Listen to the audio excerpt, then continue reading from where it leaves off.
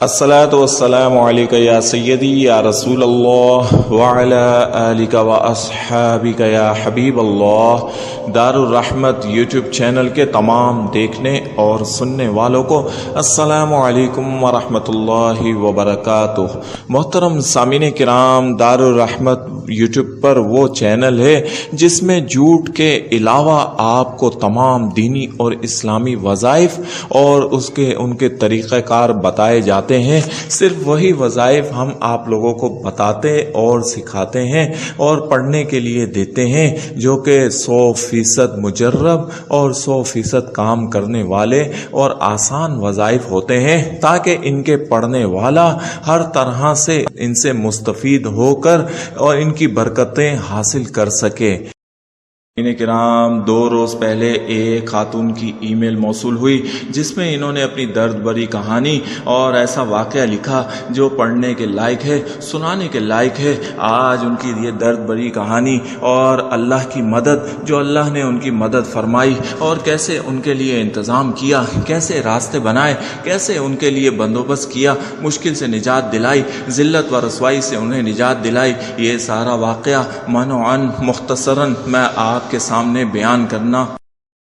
تاکہ آپ کا اللہ رب العالمین پر کامل یقین ہو سکے اور زیادہ پختہ یقین اور بھروسہ ہو سکے، اور اس کے کلام پاک سے آپ بھی مدد حاصل کر سکیں۔ جب تمام راستے، تمام دروازے بند ہو جاتے ہیں تو اس کا دروازہ ہی کھلا رہتا ہے، وہی اپنے بندوں کو نوازتا ہے، مدد کرتا ہے۔ ان محترمہ کا کہنا ہے کہ میرے شوہر کی نوکری 3 مہینے پہلے کمپنی بند ہونے کی وجہ سے ختم ہو گئی۔ 1 مہینہ بے روزگاری کی حالت میں گھر میں بیٹھے رہے اور 1 ماہ گزر گیا۔ اس کے بعد باہر نکلے، بہت کام ڈھونڈا، لیکن سب نے منع کر دیا۔ اس ملک میں کام رہا ہی نہیں ہے، بے روزگاری بڑھ گئی ہے۔ حالات کا رونا رو کر، حالات سے متاثر ہو کر مجبوری کی حالت میں انہوں نے بائکیا سروس چلانے کا فیصلہ کیا۔ بائکیا رائڈر پورے دن کی محنت اور تگ و دو کے بعد بمشکل 1000-1200 ہی بچا پاتے ہیں، جس سے گھر کے اخراجات یعنی صرف کچن کا خرچہ ہی پورا ہوتا ہے،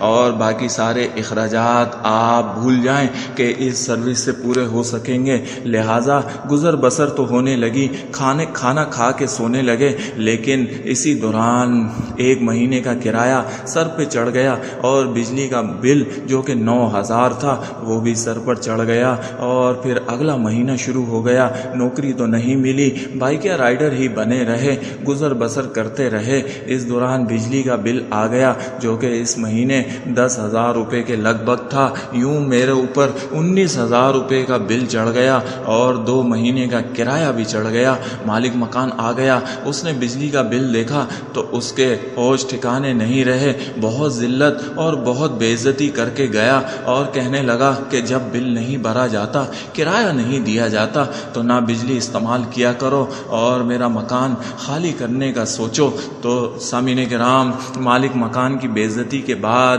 وہ اسی کشمکش میں تھی، اسی پریشانی میں تھی کہ اگلے دن وابڈا کی ٹیم آ گئی اور انہوں نے بل ان کے ہاتھ میں سے لیا اور کہا کہ آپ کا 2 مہینے کا بل ہے، آپ کی بجلی کاٹنے کا ہمیں آرڈر ہے، لہٰذا ہم بجلی کاٹنے آئے ہیں۔ بڑی منت سماجت اور اس کے ساتھ انہوں نے اس ٹیم کے آگے ہاتھ جوڑے، اور ہاتھ جوڑنے کے بعد صرف 1 دن کی مہلت ملی، اور وہ کہنے لگے کہ کل 4 بجے تک آپ یہ بل لازمی جمع کرائیں، 19,000 روپے جمع کرائیں اور ہمیں دکھائیں، ورنہ کل 4 بجے آپ کی بجلی ہم کاٹ کر ہی جائیں گے۔ یہ واقعہ مالک مکان دیکھ رہا تھا، وہ فوراً نیچے آیا اور انتہائی غصے اور غم سے اور انتہائی سخت لہجے میں کہنے لگا کہ آج تک کبھی ایسا نہیں ہوا کہ میرے مکان پر وابڈا کی ٹیمیں آئی ہوں، بجلی کاٹنے آئی ہوں، لہٰذا آپ کی مہربانی، آپ یہ بل بھریں اور فوراً مکان خالی کر دیں۔ یہ انتہائی ذلت اور رسوائی والا ماحول تھا، انتہائی ذلت ان کے ساتھ پیش آ رہی تھی۔ اسی دوران یہ روتی رہیں، ہر کسی کے پاس گئیں، سب نے مدد سے انکار کر دیا، حالات کا رونا رونے لگے، اور ایک دو نے یہ بھی کہا کہ 2-4-5 ہزار کی بات ہوتی تو ہم مدد کر بھی دیتے، یہ 50,000 یہ 49,000 ہم کہاں سے لائیں، ہم خود پتہ نہیں کس طرح سے گزر بسر کر رہی ہیں۔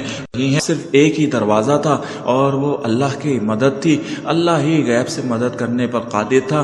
انہوں نے وظیفہ پڑھنے کا سوچا، یہ وہ وظیفہ تھا جو سورۃ اخلاص اور سورۃ الفاتحہ جیسی مجرب اور باکمال صورتوں کا وظیفہ تھا۔ عشاء کی نماز کے بعد انہوں نے یہ وظیفہ صدق دل اور مایوس ہو کر، دنیا سے مایوس ہو کر کیا، اللہ سے امید لگا کر، اس کو رب مان کر، اس پر بھروسہ کر کے، آخری امید سمجھ کے یہ وظیفہ کیا، اور روتی رہیں، پڑھتی رہیں، اور پھر آخر میں قسم و پرسی، لاچاری، فقیر بن کے دعائیں مانگتی رہیں، اور واسطے دے دے کر مانگا کہ یا رب تو ہی آخری در ہے، تیرے سے نا امید نہیں ہوں، مایوس بھی نہیں ہوں، دنیا والے کام نہیں آتے، دنیا والے کسی کام کے نہیں ہیں، اور تو واحد ہے جو میری مدد کر سکتا ہے، مجھے مایوس نہ کرنا، اور مجھے اس ذلت اور اس رسوائی اور اس بے عزتی سے بچا لے، میں ساری زندگی تیری بندی، تیری شکر گزار رہوں گی۔ یہ دعائیں مانگ کے سو گئی۔ صبح سورج طلوع ہوا، نئی صبح، نئی مشکل تھی، اور کوئی راستہ، کوئی آسرا نہیں تھا، کوئی کسی قسم کی کوئی ایسی بات نہیں تھی کہ جس سے ان کو لگے کہ اللہ رب العالمین نے ان کے لیے کوئی وسیلہ بنا دیا ہے۔ مجھے دل کے ساتھ ناشتہ کیا، اور ناشتہ کرنے کے بعد بیٹھ گئیں اور رونا شروع کر دیا۔ اسی دوران ان کے فون پر گھنٹی بجی، دیکھا تو ان کی چھوٹی بہن کا فون تھا، اور فون ریسیو کیا تو وہ مسکرا رہی تھی، ہنس رہی تھی، مبارکباد دے رہی تھی۔ انہیں بہت برا لگا، بہت عجیب لگا۔ وہ کہنے لگی، امریکہ والے بھائی، بڑے بھائی کو اللہ نے چاند جیسا بیٹا عطا کیا ہے، انہیں بیٹے سے نوازا ہے، بے حد خوش ہیں، بھائی اور بھابھی دونوں بہت خوش ہیں، اور بھائی نے $500 بھیجے ہیں، اور یہی کہا ہے کہ تم تینوں بہنیں آپس میں بانٹ لو، مٹھائی کھا لینا، اور بچوں کے لیے بھی تحفے تحائف لے لینا۔ یہ $500 میرے پاس موجود ہیں، میں تمہیں دینے کے لیے آ رہی ہوں، لیکن سوچا کہ پہلے فون کر کے تمہیں بتا دوں تاکہ اتنی بڑی خبر سے تم بھی خوش ہو سکو۔ یہ واقعی بہت بڑی خبر تھی۔ بھائی کافی عرصے سے امریکہ مقیم تھے، اللہ نے 3 بیٹیوں سے نواز رکھا تھا، لیکن بیٹے جیسی نعمت سے ابھی تک محروم تھے۔ بیٹا ملتے ہی انہوں نے ہم بہنوں کے لیے بھی $500 کی مٹھائی، $500 ہمیں بھجوا دیے کہ مٹھائی کھا لینا، لیکن یہ مٹھائی نہیں تھی، میرے رب کی مدد تھی۔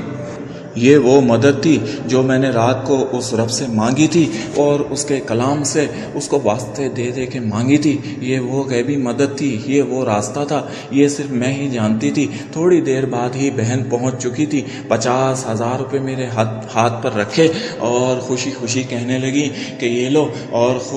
خوب ساری مٹھائیاں، خوب سارے تحفے لو۔ یہ واقعی ایک خطیر رقم تھی، لیکن یہ میرے رب کا انتظام تھا، یہ میری غیبی مدد تھی۔ بہن کے جاتے ہی میں نے سب سے پہلے بل اٹھایا اور بینک چلی گئی، سب سے پہلے 2 مہینوں کا $19,000 بل جمع کروایا، اور مالک کا دروازہ بجا کے اس کو نیچے بلایا، اور اس کے ہاتھ پر میں نے $30,000 اکٹھے رکھے۔ 2 مہینے کا کرایہ بھی ادا ہو چکا تھا، 2 مہینے کا بل بھی ادا ہو چکا تھا۔ اسی وقت میں سجدے میں چلی گئی، میں نے اللہ کا شکر ادا کیا، بے انتہا شکر ادا کیا، اور اس کے اس معجزے پر، اس راستے پر حیران اور پریشان تھی، اور شکر گزار بھی تھی۔ تو معزز سامعین کرام، یہ ایک سچا واقعہ ہے، ایسا دل گزار واقعہ ہے، دل ہلا دینے والا واقعہ ہے۔ واقعی اللہ اپنے بندوں کو مایوس نہیں کرتا، نا امید نہیں چھوڑتا، کبھی نا امید نہیں کرتا۔ سامعین کرام، وہ وظیفہ میں دوبارہ آپ کو بتانے جا رہا ہوں، وہ وظیفہ آپ بھی جب بھی مشکل میں پھنسے ہوں، اور ہر دروازہ بند ہو، ناممکن ہو، مدد نہ آتی ہو، اور سب انکار کر چکے ہوں، تو میرے رب کی مدد کو پکار لیں، طریقہ کار نوٹ کر لیں، عشاء کی نماز کے بعد باوضو حالت میں بیٹھ جائیں اور 3 بار درود شریف پڑھیں، 1 بار عرش سے اتری سورۃ الفاتحہ پڑھیں، پھر 3 بار سورۃ الاخلاص پڑھیں، یہ ایک تسبیح ہو گئی۔ اسی طریقے سے 3 بار درود شریف پڑھیں، 1 بار سورۃ الفاتحہ پڑھیں، پھر 3 بار سورۃ الاخلاص پڑھیں، یہ دوسری تسبیح ہو گئی، پھر 3 بار درود شریف پڑھیں۔ اس طریقے سے آپ نے پھر 1 بار سورۃ الفاتحہ پڑھیں، پھر 3 بار سورۃ الاخلاص پڑھیں، یہ 3 ہو گئے، یعنی کہ 3 بار درود شریف، 1 بار سورۃ الفاتحہ، 3 بار سورۃ الاخلاص، یہ ایک تسبیح بنتی ہے۔ اس طرح آپ نے 41 کی تعداد پوری کرنی ہے اور اس کے بعد رب کائنات سے دعا مانگنی ہے اور رو رو کے گڑ کر مانگنی ہے، اس کو واحد رب سمجھ کے مانگنی ہے، کامل یقین کے ساتھ مانگنی ہے، فقیر بن کے مانگنی ہے، آخری درد سمجھ کے مانگنی ہے، اور پھر خاموش ہو جانا ہے اور رب کی رحمت کو جوش آنا ہے، اور آپ کے لیے ایسا دروازہ کھلے گا، ایسا راستہ بنے گا کہ آپ حیران ہو جائیں گے، پریشان بھی ہو جائیں گے۔ یہ معجزے کروانے والا عمل ہے، یہ اس عمل سے معجزے ہوتے ہیں، ایسے راستے بنتے ہیں کہ بندہ واقعی حیران ہوتا ہے۔ تو آپ اس عمل کو کیا کیجئے، جب بھی مشکل میں پھنسیں، جب سارے راستے بند ہو جائیں تو پھر اس عمل سے اپنے رب کو منا لیا کریں اور اس سے مدد مانگ لیا کریں، وہ کبھی بھی آپ کو مایوس نہیں کرے گا۔ یہ میرے رب کا وعدہ ہے اور ہم نے یہ آنکھوں سے دیکھا ہے۔